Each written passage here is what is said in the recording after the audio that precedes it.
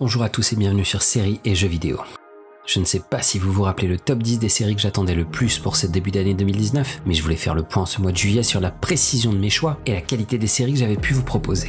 Je vous préviens tout de suite, vous ne trouverez ici que des nouvelles séries et pas de 8ème saison ratée de l'une ou de seconde saison réussie de l'autre, parce que si vous en êtes à la 8ème saison, vous n'avez pas besoin de moi pour découvrir la série en question. En plus, vous aviez peut-être mieux à faire que de la regarder finalement. Non, je vous propose ici mon top 10 des nouveautés qui nous ont été proposées depuis le mois de janvier et jusqu'à la fin du mois de juin dernier. J'ai essayé de varier les plaisirs et vous retrouverez des comédies légères, des fables qui vous feront réfléchir ou qui vous choqueront profondément, mais aussi des récits historiques qui vont vous retourner l'estomac tellement ils sont choquants, mais pourtant si bien réalisés. Comme d'habitude, donnez votre avis en me proposant vos choix à vous et n'hésitez pas à vous exprimer si quelque chose vous choque ou ne vous a pas plu. Passons quelques minutes ensemble, c'est parti, générique.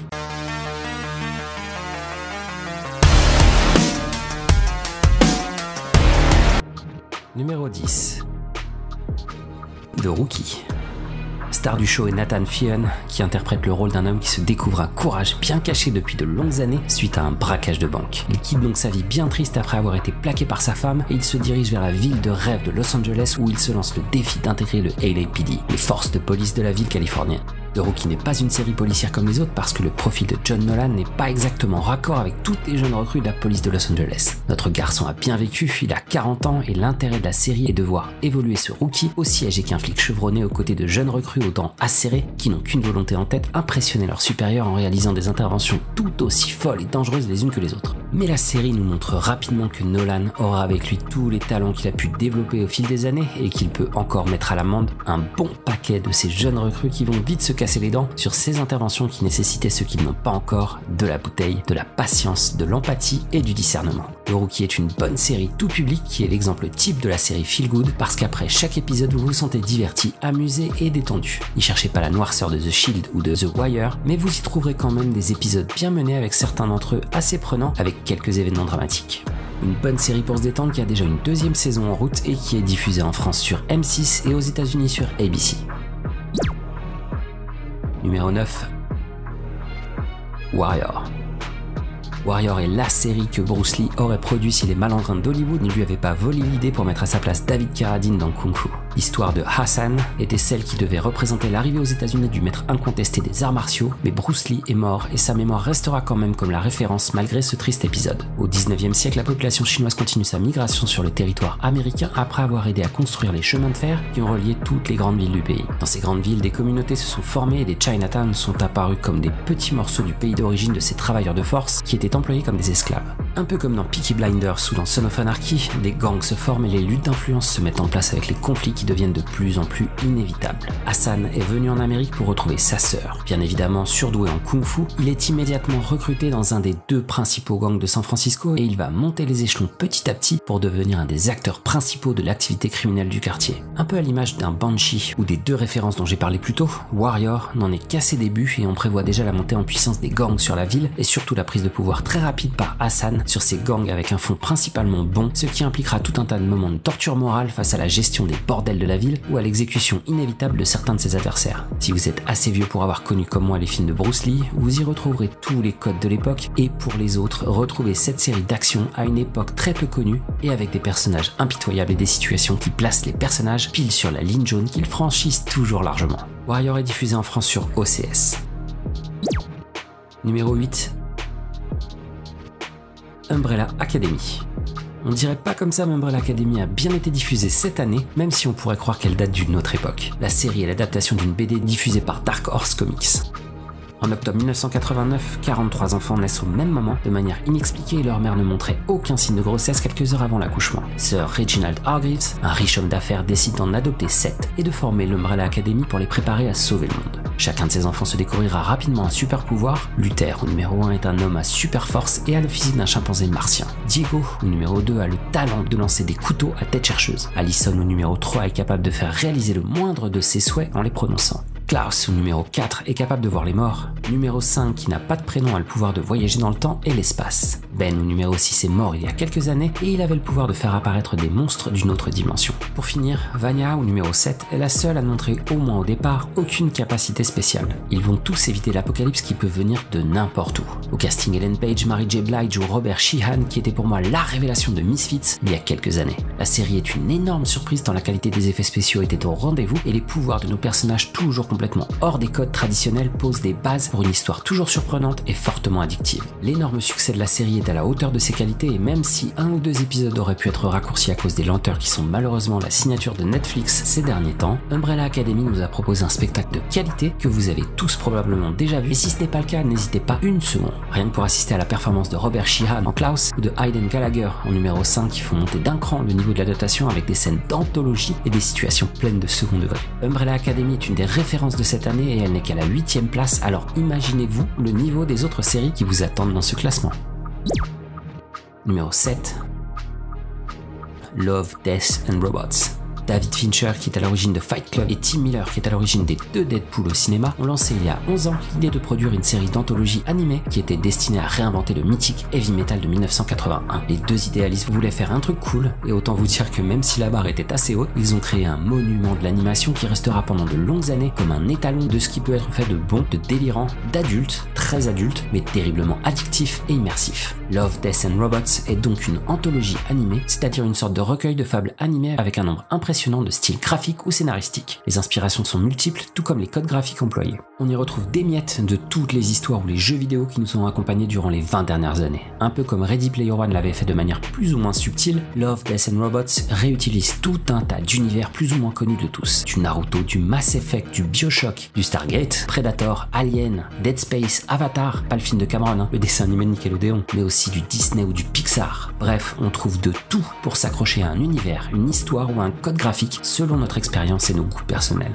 Par contre, ne vous enflammez pas, Love, Death and Robots est loin d'être parfaite. Sur les 18 histoires, 16 sont des adaptations d'œuvres existantes et seules 2 sont des créations originales. Sur toutes ces petites fables écrites par un Jean de La Fontaine dopé aux stéroïdes, toutes ne sont donc pas parfaites et certaines m'ont complètement perdu, je vous l'avoue. Elles n'étaient que de simples scénarios sans message plus complexes que situation initiale, élément perturbateur et situation finale. Par contre, 5 fables sortent clairement du lot et votre cerveau n'est certainement pas prêt parce que vous allez être surpris plus d'une fois par la complexité des révélations finales, sur la densité de la morale proposée et sur la qualité de la mise en scène. Il y a de la poésie dans ce tumulte de corps enchevêtrés, décapités, dépecés ou enlacés, avec plus ou moins de douceur ou de subtilité. L'œuvre n'est donc pas parfaite, mais elle est tellement proche de devenir une référence en la matière que si vous n'avez pas encore pu la regarder, essayez au moins l'avantage de Sony ou 3 robots, qui sont les 2 immanquables de la série diffusée sur Netflix depuis mars.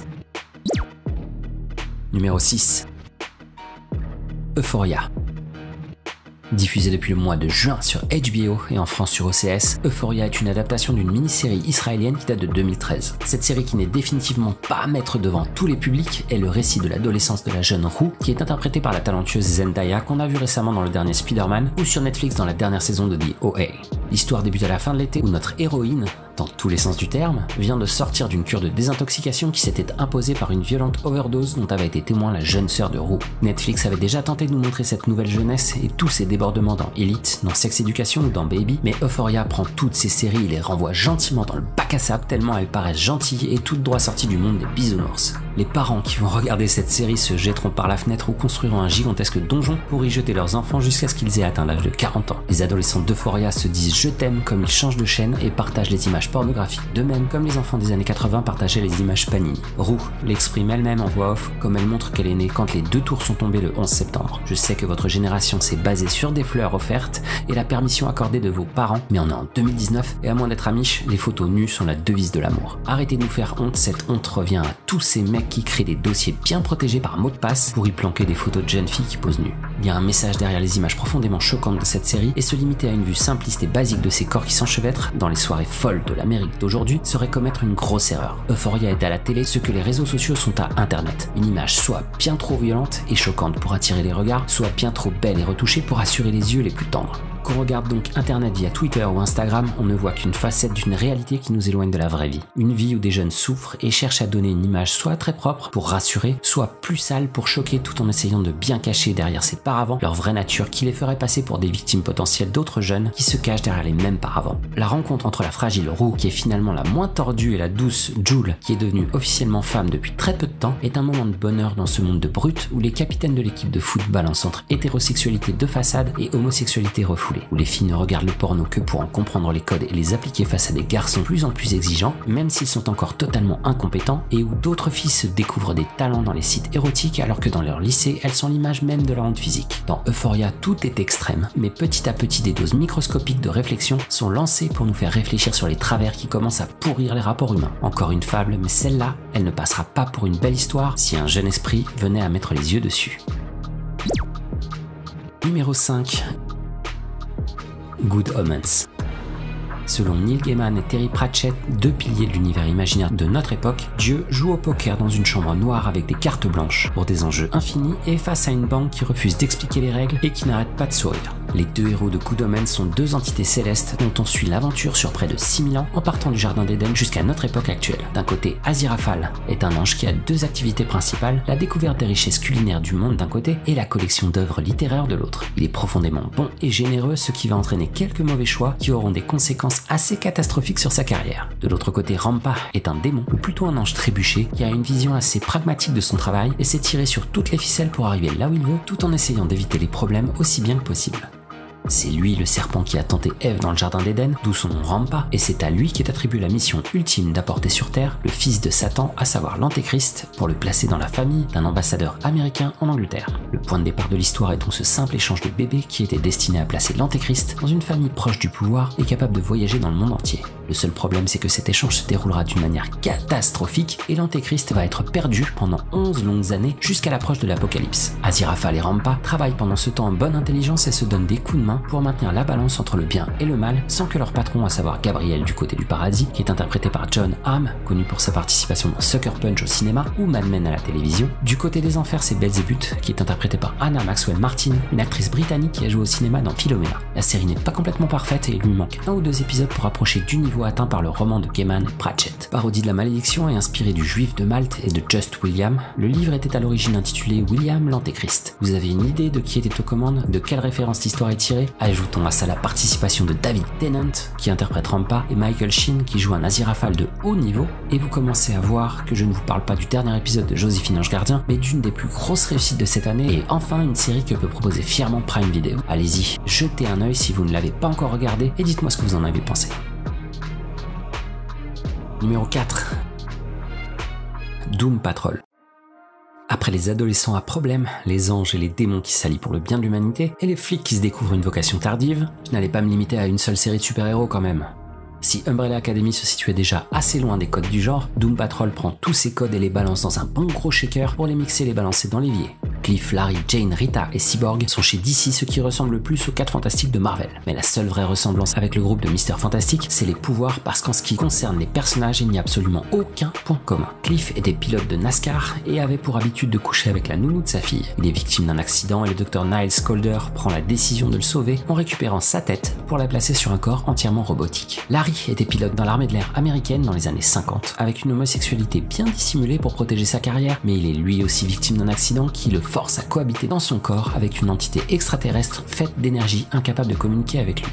Jane est une jeune fille qui abrite pas moins de 64 personnalités qui peuvent à tout moment prendre le contrôle de son corps et libérer des pouvoirs aussi destructifs qu'impressionnants. Rita était actrice dans les mêmes années 50 et elle est elle aussi victime d'un accident qui la transforme au moment les moins opportuns en un gigantesque blob destructif qu'elle ne maîtrise pas vraiment pour le moment. Cyborg est celui qui est le plus connu des téléspectateurs mais aussi des passants de la série parce qu'il fait partie du club très fermé de la Justice League et qu'il a côtoyé Batman, Superman ou Wonder Woman. Tout ce petit groupe de pseudo super-héros est géré par le chef, le Dr Niles Calder qui essaye de les orienter dans la bonne direction et les aider à s'intégrer dans une société qui les rejette tout naturellement. Comme dans beaucoup de séries de super-héros, c'est le grand méchant qui va construire le lien entre nos héros, et là c'est Alan Tudyk qui interprète un Mr. Nobody qui devient petit à petit le narrateur de la série en voix off et qui brise régulièrement le 4e mur en s'adressant directement aux téléspectateurs. Et quand il commence par un « tu n'en as pas marre des séries sur les super-héros », on s'imagine rapidement que ce Doom Patrol va emprunter des chemins qu'on ne connaissait pas, et préparez-vous parce que ces chemins sont parfois impraticables et complètement tordus. Un super-héros qui est une rue tout entière, un autre qui, quand il se foire, provoque un orgasme général dans tout un patelin, un premier épisode qui se déroule dans l'anus d'une chèvre, ou un autre héros dont le super pouvoir est d'analyser une personne en ingérant des poils qui lui appartiennent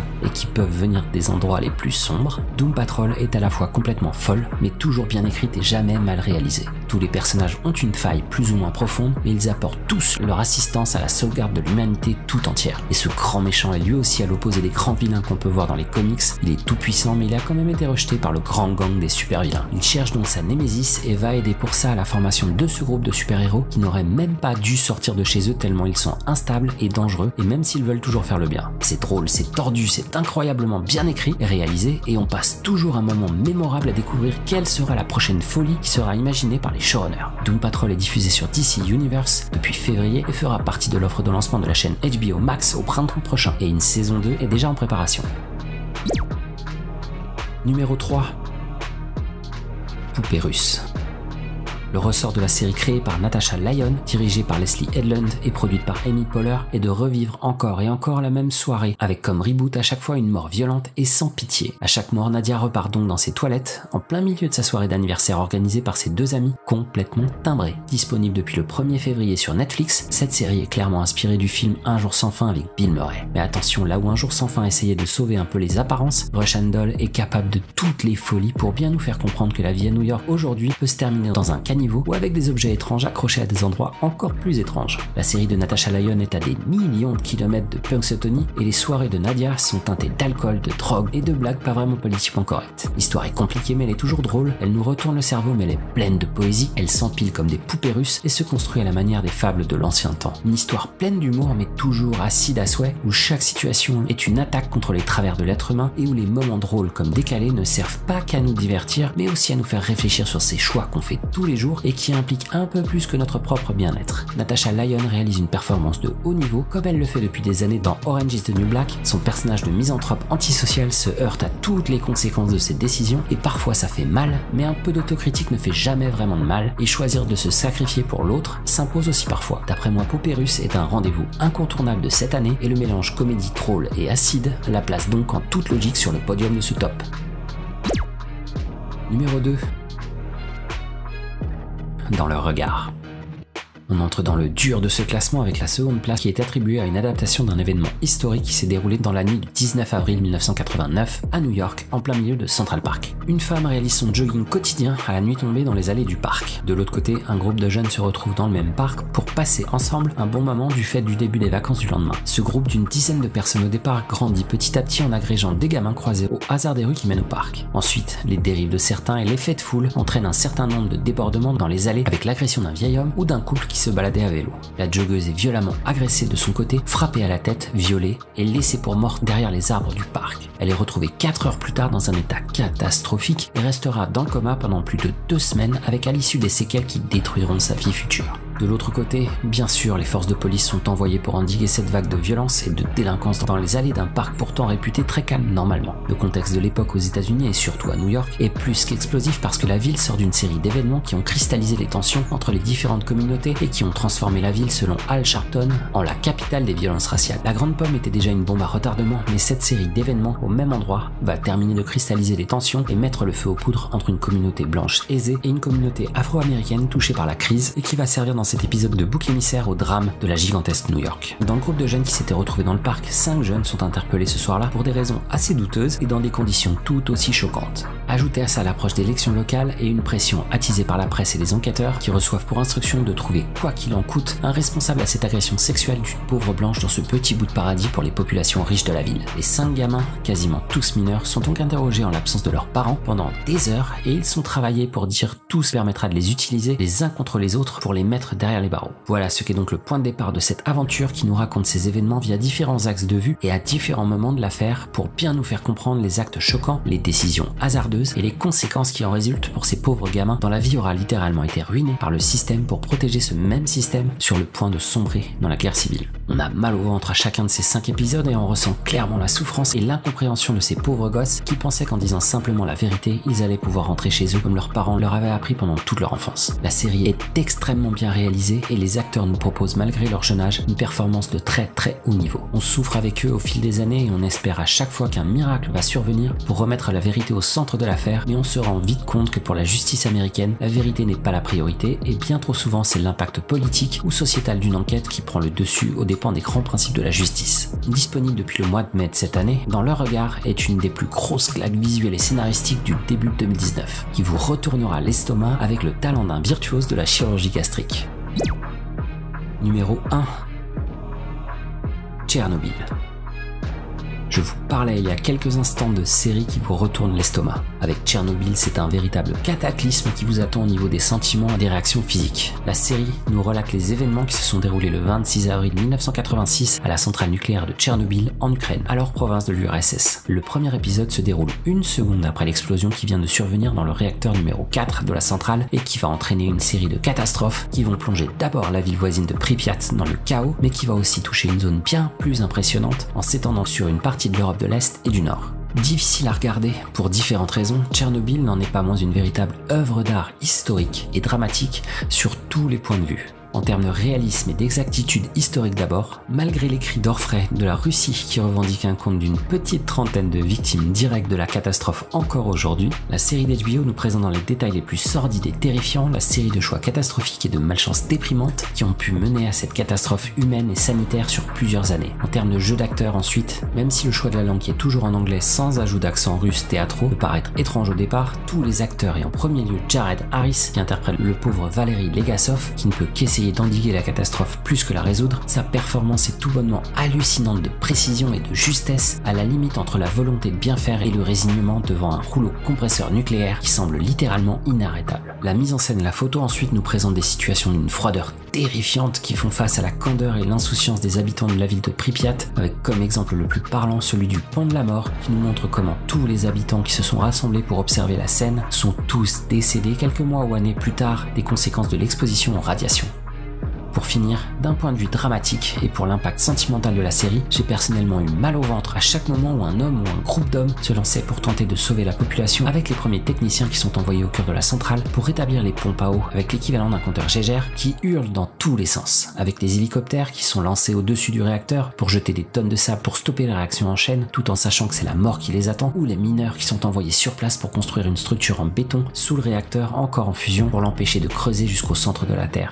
La menace qui pèse sur tous ces hommes est invisible, mais on la ressent quand même terriblement par la mise en scène comme par la bande-son qui nous plonge dans une radiation ambiante totalement palpable. Et je termine par le dernier épisode qui arrive comme la dernière pièce qui transforme une grosse réussite en un véritable chef-d'œuvre par l'apport de réponses qu'on attend depuis le début et qui arrive d'une manière si subtile et si bien amenée que j'ai presque eu envie d'applaudir tout seul dans mon salon en plein milieu de la nuit tellement j'étais impressionné. Tchernobyl ne fait pas seulement partie de mon top 10 des séries de ce début d'année, mais elle restera d'après moi dans le top 10 historique de toutes les séries que j'ai pu regarder jusqu'à aujourd'hui.